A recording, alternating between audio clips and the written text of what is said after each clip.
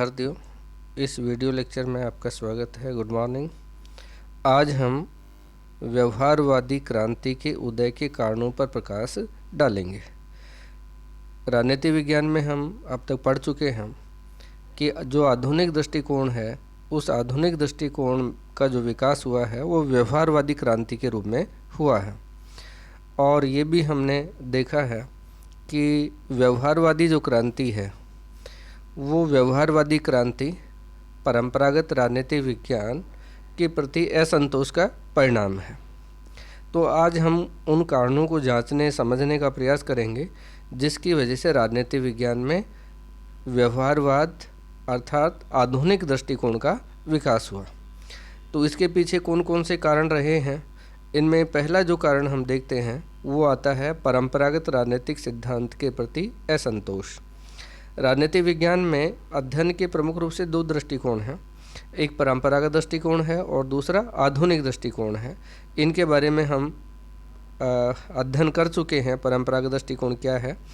तो जो परंपरागत दृष्टिकोण है उस परंपरागत दृष्टिकोण के प्रति ऐसी परिस्थितियाँ पैदा हो गई द्वितीय विश्व युद्ध के आसपास कि उसके प्रति असंतोष की भावना पैदा हो गई और उस असंतोष ने ही व्यवहारवादी क्रांति या आधुनिक दृष्टिकोण को जन्म दिया है। परंपरावादी राजनीतिक सिद्धांत द्वितीय विश्व युद्ध की जो बदली हुई राजनीतिक परिस्थितियों थी उनकी व्याख्या करने में सफल रहा। द्वितीय विश्व युद्धकालीन परिस्थितियों ने राजनीतिक शास्त्रियों पर एक प्रश्न चिन्ह लगा दिया था। परंपरागत राजनीतिक सिद्धांत के दोषों तथा सैद्धांतिक कठोरताओं ने राजनीतिक सिद्धांतकारों में असंतोष की भावनाओं को जन्म दिया और इस कारण उन्होंने ऐसे तथ्यों की खोज की जिनसे व्यवहारवादी क्रांति की नींव पड़ी।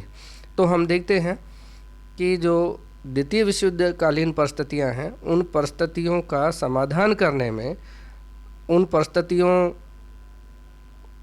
का निवारण करने में जो परंपरागत दृष्टिकोण था उनकी व्याख्या करने में वो असफल रहा था और राजनीतिक शास्त्रियों के एक समूह को ये सोचने के लिए बाध्य कर दिया कि यदि राजनीतिक विज्ञान का जो राजनीतिक विज्ञान इन बदली हुई परिस्थितियों में अपने आप को उनकी व्याख्या नहीं कर सकता, उनका समाधान नहीं निकाल सकता, तो समाज विज्ञान के रूप में हमारा कोई फ़ायदा नहीं है। तो उन्होंने अध्ययन दृष्टिकोण को बदलने का प्रयास किया। दूसरा कारण द्वितीय विश्व युद्धकालीन परिस्थितियां हैं। द्वितीय विश्व युद्ध की तत्कालीन आवश्यकताओं ने राजनीतिक विज्ञान को नई चुनौती पेश की। जब राजनीतिक विद्वानों ने अपने सिद्धांतों को नई परिस्थितियों के संदर्भ में जांचा परखा तो उन्हें राजनीतिक यथार्थ के प्रतिकूल पाया। इसलिए राजनीतिक विद्वानों ने अपने शास्त्र को जो राजनीतिक विज्ञान था उसकी कमियों को दूर करने के लिए नए दृष्टिकोण और नई प्रविधियों की तलाश करना शुरू कर दी ताकि ऐसे सिद्धांतों का निर्माण किया जा सके जो अन्य प्राकृतिक विज्ञानों के समान ही तथ्यों का अध्ययन करके निश्चित भविष्यवाणी करने में समर्थ हो, और इसी कारण व्यवहारवाद लोकप्रिय हुआ। तो हम देखते हैं कि द्वितीय विश्व युद्धकालीन जो परिस्थितियाँ थी, जैसे 1930 की आर्थिक मंदी है और 1939 में द्वितीय विश्व युद्ध प्रारंभ हुआ, तो राजनीतिक शास्त्रियों ने इन बदली हुई परिस्थितियों का अनुमान लगाने में जो परंपरागत दृष्टिकोण था वो असफल रहा था और जो नई नई चुनौतियां सामने पेश आ रही थी उनकी व्याख्या करने में और भविष्यवाणी करने में परंपरागत दृष्टिकोण असफल रहा था। तो राजनीतिक शास्त्रियों के एक समूह ने ये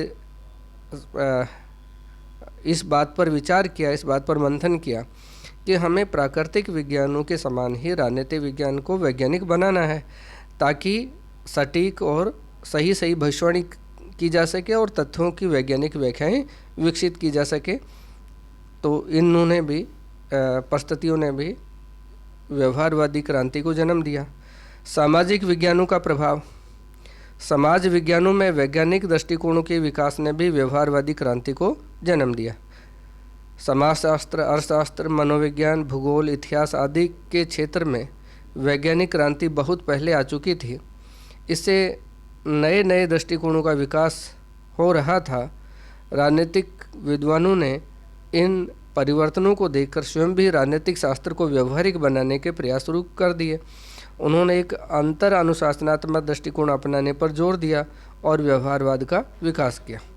तो हम देखते हैं कि 20वीं शताब्दी के प्रारंभ में अन्य जो समाज विज्ञानों थे उन्होंने काफ़ी प्रगति कर ली थी। उनमें नए नए सिद्धांत और नए नए तथ्यों की सहायता से वैज्ञानिक व्याख्याएं विकसित हो रही थी। तो इन बदली हुई परिस्थितियों में राजनीतिक शास्त्रियों को भी ये सोचने के लिए मजबूर कर दिया गया कि हमें भी अपने विषय में परिवर्तन करना है, और इसके लिए उन्होंने अंतर अनुशासनात्मक दृष्टिकोण अपनाया और व्यवहारवादी क्रांति को जन्म दिया।